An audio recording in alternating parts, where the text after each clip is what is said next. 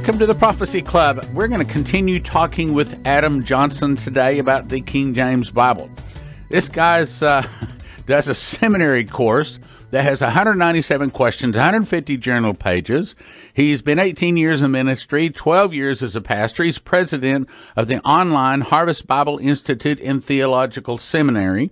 He's done over 150 conferences and debates defending the King James Version. He says the King James Version is the only English inerrant version. It is the easiest to read and the most popular version.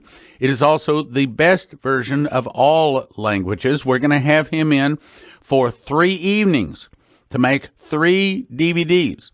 The title of the DVD set is King James or 400 Counterfeits. King James or 400 Counterfeits. He's going to be speaking January 26, 27, 28. That's Friday, Saturday, Sunday, and that's Sunday morning. That's Friday evening. We ask a gift of $10 at the door. Friday and Saturday evening. Sunday morning is free. January 26, 27, 28 at the Spirit of Prophecy Church Prophecy Club on the corner of Park and K in Plano. And, of course, if you can't come, be sure and get the DVD. If you can come, be sure and get the DVD. It's a DVD set, 3 DVDs. We're asking a gift of $45. Topics are why King James, inspiration and preservation, biblical comparisons, arguments against King James, deception of secular humanism. Today we're going to be talking about manuscript history, numbers, how we found the truth, how we arrived at where we are today. Adam Johnson, welcome back to the Prophecy Club. Thanks a lot, Brother Stan. I appreciate the opportunity to be back again. All right. You wanted to talk about manuscript history. Tell us more about it, brother. Okay, great. So one of the main things we have to consider when choosing a Bible today is where we're getting those Bibles from. Now, we spoke briefly a couple of weeks back on the program about the basics of these things, the Alexandrian or the Egyptian or the Antiochian roots of these manuscripts. But today I'm just going to do a little bit more low-level information because I want your crowd to have, some information about what these really mean. So the first thing, Stan, that you might be interested to know, when we say manuscript today, it fundamentally means something different than when we say it regarding a Bible manuscript. So when we think about a manuscript, we think about an author writing their book. Maybe it's, 100 pages or 500 pages or whatever the case is. And they, print this thing out, they ship it off to a publisher, and that's their manuscript. But when it comes to the Bible, that term is a little bit ambiguous, and it's a little bit misleading, frankly, because manuscript doesn't really have to be a collated set of pages at all. In fact, of all the available manuscripts of the Greek attestation to the New Testament, about 80% of it is a little bigger than the quarter of a size of regular paper. So we're talking about sentences, pieces, in most cases. Now, of course, there are some lectionaries and there are some bigger volumes of complete books, but those are the exception to the rule and not the rule. When you look at this through the eyes of church history, it's even more marvelous than we can see even more of God's providence in preserving and taking care to the text to deliver it to us in the manner that He expected us to have it in, because with all of these, it's not like somebody delivered us a UPS delivery with packages full of completed Bible books. It's not how it happened. We have a piece here, a fragment there, a number there, a lectionary there. So being able to put all these things together is important. Because of this, there is a complete science built around what they call, quote, textual criticism, and there is real, good, legitimate textual criticism, and then there is the kind of fakery that goes on primarily today when it comes to new Bible versions that cause all this confusion in the first place. When we look at a manuscript, we're looking at a complete original of that author's work is generally what we're talking about. When referring to a Bible manuscript, we're talking about tiny pieces of a verse, some entire books of the Old and New Testament. Some are just a phrase of Scripture, and some are just 2-inch square scraps of paper. So we have to be very careful when we're in this discussion, when we're having this discussion with our friends on the other side of this argument who may disagree. Saying manuscript is really not a fair term to use because most of them aren't manuscripts as we think of them today.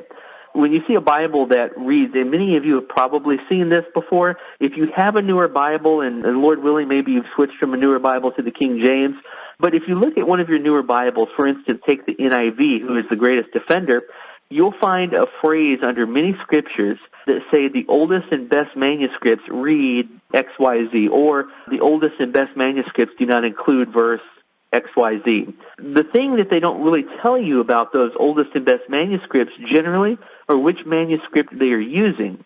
And so why this becomes an issue is if we have, let's say, 100 different manuscripts that attest to 1 John 5:7, which of course is one of the greatest, if not the greatest, Trinitarian teaching Bible verse in the entire Bible, which is pretty much absent from every Bible since 1881. At least if it is in there, it's usually relegated to a footnote like the one that I just spoke about. The trouble with this is that most of the attestation from the church fathers and from the early writings of the church show that the verse does belong there.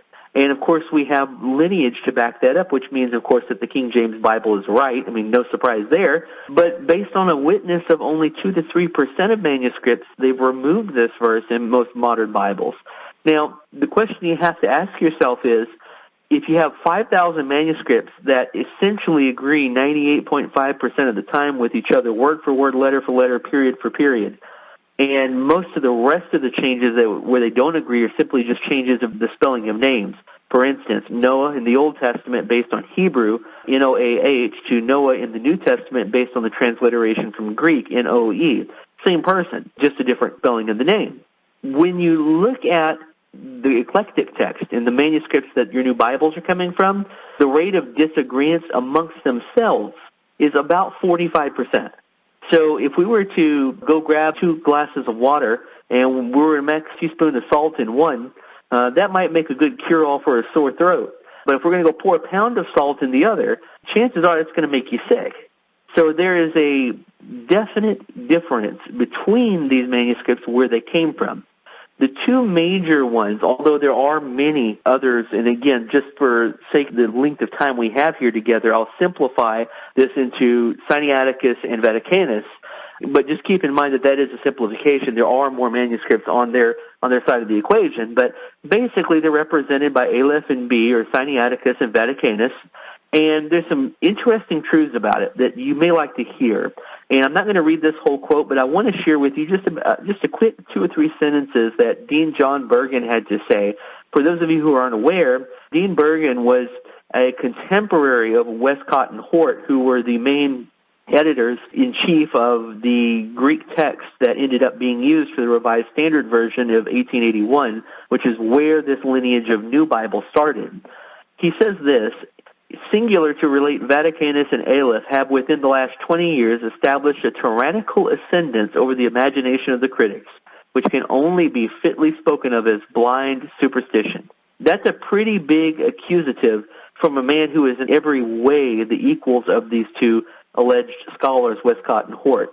He finds that in all, 7,578 Greek words are missing from Westcott and Hort's text versus the received text that the King James Bible comes from. So think about this for a second. You have a Bible that has roughly 600,000 words in it in the English language, as the King James Bible does, and translated from about 125 to 135,000 Greek words, and suddenly you get to the allegedly comparable Greek text of Westcott and Hort, which has almost 10,000 words fewer. The result, of course, in English is that you have fewer words. So you've affected many things. First of all, you've definitely affected the Word of God negatively. Secondly, there's a lot of half-truths that nobody tells you. Think about this for a second. Now, while of all the 66 books of the Bible, we have attestation in the received text line, that is the lineage of the Reformation Bibles leading up to the King James. What we don't have is the same thing in the Sinaiticus. And here's something the New Modern Bible versions, and Stan, you might be interested in hearing this. The New Bible version editors will never tell you this. The text of the Old Testament in the Sinaitic manuscript includes the following passages: Genesis 23:19 through Genesis 24:46. That's it. The whole rest of the book of Genesis is missing. Wow.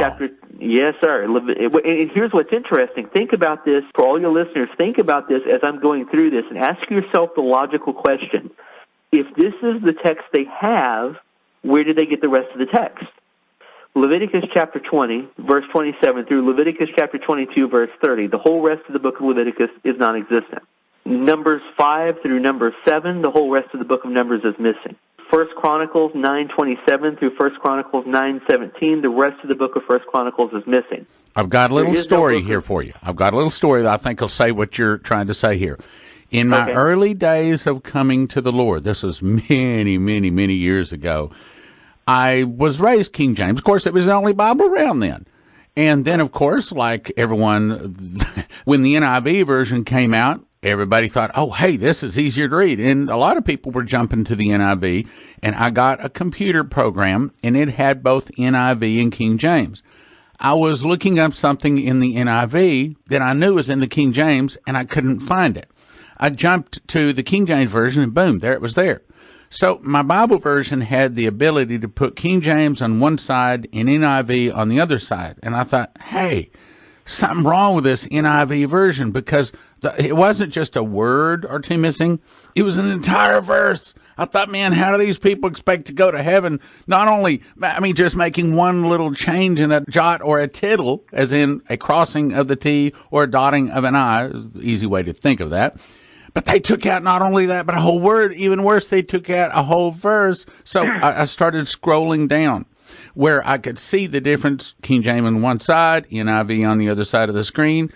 I was shocked to discover not just are there words missing, not just are there verses missing, but there are entire chains of verses missing. And so that's when, for myself, I found that out and I thought, oh, no, that's no good. I understand the difference of maybe a word, but no. So NIV got thrown away. Well, that's a good thing to do with it. Trash bins are great for NIV recycling. I tell people, if you're going to throw your NIV or one of the other versions away, be sure and either burn it or throw it away where no one will find it, because someone might pick it up and read it and actually think it's the Bible, and it's not. Right. So to your point, the long ending of the Gospel of Mark is missing from most modern Bibles, Mark 16:9 through 20. The pericope de adultera, the woman caught in the act of adultery, from John chapter 7, verse 53 through chapter 8, verse 11 is missing. Acts 8:37, the great salvation verse, certainly, what must I do to be saved? Suddenly there's a baptism without any profession of faith from the Ethiopian eunuch in the NIV, whereas in the King James Bible you'll find there that thou believest that Jesus Christ is the Son of God, thou mayest. And he asks, what must I do to be baptized? There is important, to say that it doesn't affect doctrine would be the biggest lie you could come up with. There's about 30 verses in the Gospel of Matthew that are completely missing, about 15 in Mark, and several others. We could go on through that forever, but I think the point has been made. There is a fundamental difference in these manuscripts and what they mean. We'll be right back after this message. I memorized the book of Revelation, and in the process, God gave me 12 awesome revelations. Jesus is not the primary message of Revelation. What is? My biggest revelation, what is the morning star? Who are the two witnesses? The final answer to the rapture question. Definitive proof that America is in Revelation. And what is America's future? 7 signs to spot the Antichrist early. When does the New Jerusalem arrive? Are there 1 or 2 judgments? The surprising final plague on earth. It's a double DVD for a gift of $50 or more. Order at prophecyclub.com or 785-266-1112. Revelations on Revelation, gift of $50, prophecyclub.com or 785-266-1112. And now, back to the program. In these manuscripts and what they mean. While I'm certainly not going to bore you or your listeners with diatribe of Greek speak, I can tell you that anybody with basic third-grade comparison skills can look at the differences in the Greek text. Even if you don't speak Greek, the letters are very similar to our letters in many, many ways. A lot of our letters are based off of Greek letters. You think about all the times we say, alpha and omega. That's the first and the last letter of the Greek alphabet. You have a beta fish that's actually named after the Greek Isles, beta, and the second letter of the Greek alphabet. You have Greek Orthodox fraternities, there we go, Alpha Kappa Phi. These are all Greek letters. So when you say it's all Greek, to me, it really is. It's Greek everywhere. Just the basic construction of the Greek sentences, one-to-one, they're not the same. They're not even close. It's just interesting. It's just interesting to see that. But Vaticanus is much the same. The text of the New Testament lacks several passages, Matthew 12:47, Mark 7:16. The end of Mark and Vaticanus, this is interesting, Brother Johnson, the end of Mark and Vaticanus, which Sinaiticus completely omits, the long ending, it contains an empty column after verse 16:8, suggesting that the scribe who modified it was aware of the missing ending, and it fits perfectly in the column with the amount of space it would take to write in the last 11 verses of the book of Mark that are in our Bible, but not in yours, if you're using a new version. So it's like it wasn't just accidentally modified. It is very well known that if you were to write these Greek characters out, they would fit perfectly in the space allotted. They were just omitted. So what you're saying is this is no accident that they have changed. They have left verses, left words out. There's no accident. This isn't on purpose. Oh, absolutely, because the thing is most modern scholars would love for you to believe that it's accidental, that it's incidental. And to be fair, I'm not saying that every new Bible translator that comes along today is some lost, devilish heathen who's going to hell. But I will say this. There's a lot of well-meaning people that are going to be burning for eternity. Well-meaning does not make you saved and godly. It makes you well-meaning. You have to delineate the difference between the two. The primary antagonist, if you will, in this story were Brooke Foss Westcott and Fenton John Anthony Hort, who came up with a lot of the rules that are used today for, quote, Bible review. In other words, for critical text. Without going into that, because that can get mundane, the basics that you want to know about Westcott and Hort before you trust anything that came out of their mouths. They did not believe in a literal heaven. They did not believe in a literal second coming of the Lord. They did not believe in angels. They denied the Trinity. They did not believe in a literal devil. They did not believe in the perfection of preservation or inspiration. They were very Romish in their doctrine, and they hated the received text, the Textus Receptus, which was the lineage of those great Reformation Bibles culminating with the King James Version. Westcott and Hort, and again, you may find this interesting, they also founded two occult societies. So the Hermes Club and the Ghostly Guild, which were both seance-oriented, basically devil-worshipping entities, as of course were commanded in the Bible to not be diviners of spirits. They both practiced this openly. So we could say, like the saying says, the devil made me do it. In this case, the devil really made him write it, right? That is probably as true as a statement as you can make. It's just sad. I mean, you have to look at what they did. They were responsible for the greatest feat in textual criticism. They were responsible for replacing the universal text of the authorized version, that universal basic received text which the church had always believed for 1,870 plus years. They had managed to replace that with a text known only to them, which is promulgative and culminating from different sources, edited heavily by them themselves and reflecting their own doctrine and mistrust of certain key doctrines in the Bible and reflect their own theological biases. So you don't have anything near truth with them. And even though many of your critics today, of text critics, they'll be fast to point out, oh, no, we don't use their text anymore. That is true to a certain degree. But they still do use the method of text criticism that both Westcott and Hort came up with, which is intrinsic probability, genealogical method, familial grouping. Again, stuff that we really don't want to go into right this moment, but suffice it to say they came up with a set of rules that basically played favorites with their text to make it superior, quote unquote, to the commonly received text so that it would be used for the basis of this Bible. Okay, question. Yep. I know that the Westcott-Hort text is where the NIV was basically written from. Out of the other 400 New Age, corrupted, not inspired versions, roughly how many of them also use the Westcott-Hort text?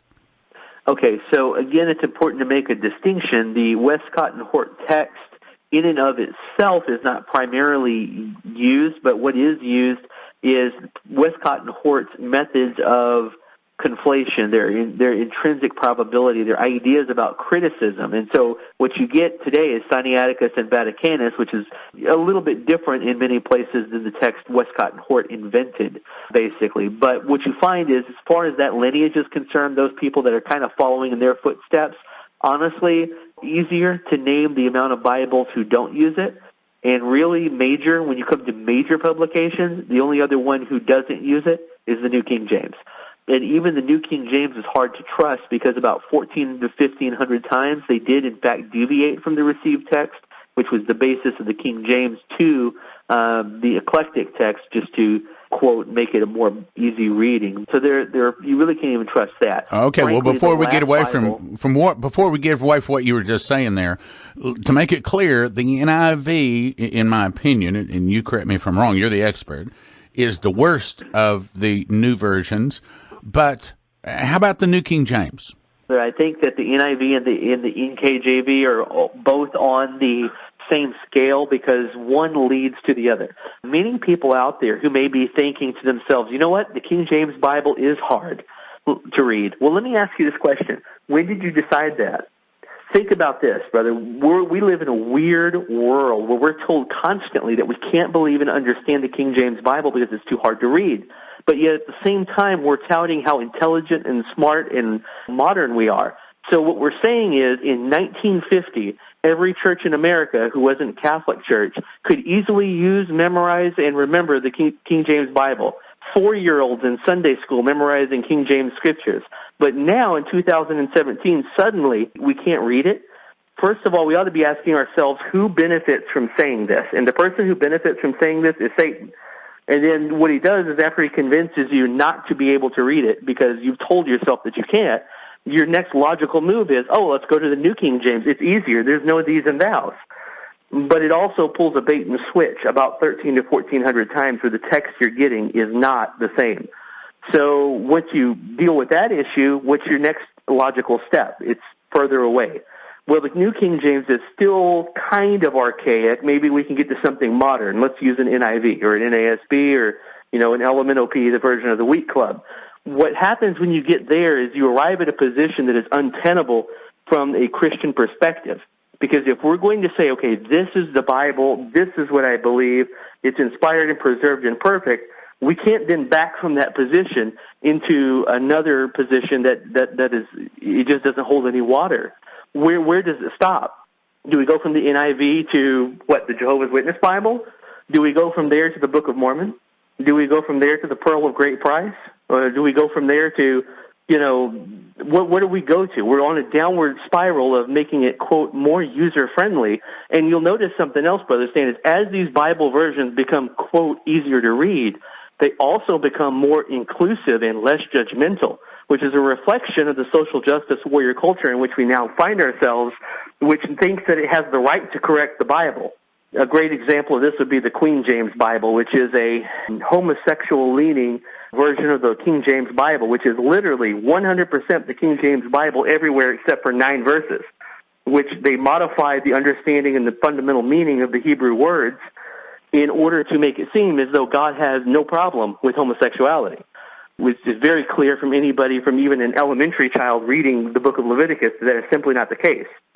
So it changes fundamentally everything. When you change one word, you ask me, am I okay with changing one thee or thou or you, your, or your, or thine, or whatsoever, or whosoever? No, I'm not.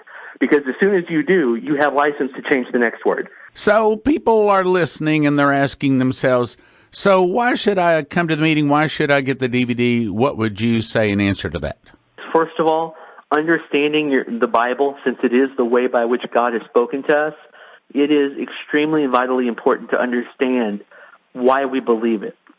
Think about this, Brother Stan, that most people cannot answer the simple question, why do you believe the Bible? This set of this DVDs, they're made literally to answer that question. Not just because it's history, not just because it's what my granddaddy used, not just because of any of those reasons. You will leave with an intrinsic amount of information that not only you can be able to defend the Bible, but you can take rest assured that there are real reasons. God himself has provided you to believe his words. And since the words are the issue, that's very important.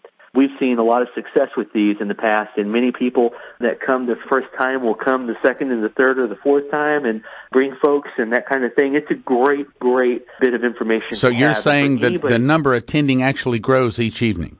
that's been the case in almost every time we've done this. So we encourage you to bring friends, to bring family. Don't worry about their underpinnings or denominational affiliation. You bring those folks and let them hear the truth, and you let God do the work, and you know that you'd be surprised what the result would be. So even if they don't like King James, don't believe in King James, or maybe they're not even of this particular denomination, still get them there.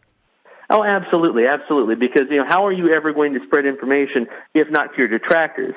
Everybody who agrees with you already agrees with you. The real sign is can we get the opposing folks there? Let's have a real conversation. Let's have a real prayer time about this and make sure that we can actually show them and ourselves that this is more than just some tradition that we're carrying on, but really it's a belief that God has done exactly what he said in inspiring and preserving and delivering to us in perfect form the Bible for us today.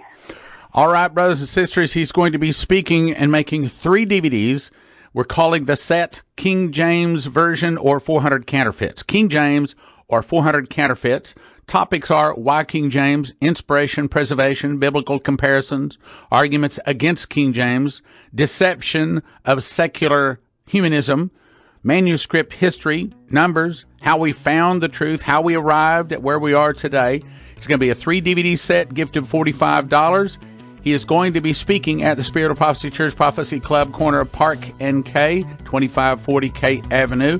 Friday and Saturday, doors open at 6. He'll be speaking from 7 to 10:30. Sunday morning, doors open at 8:30. He'll be speaking from 9 to noon. Again, corner of Park and K in Plano, Texas.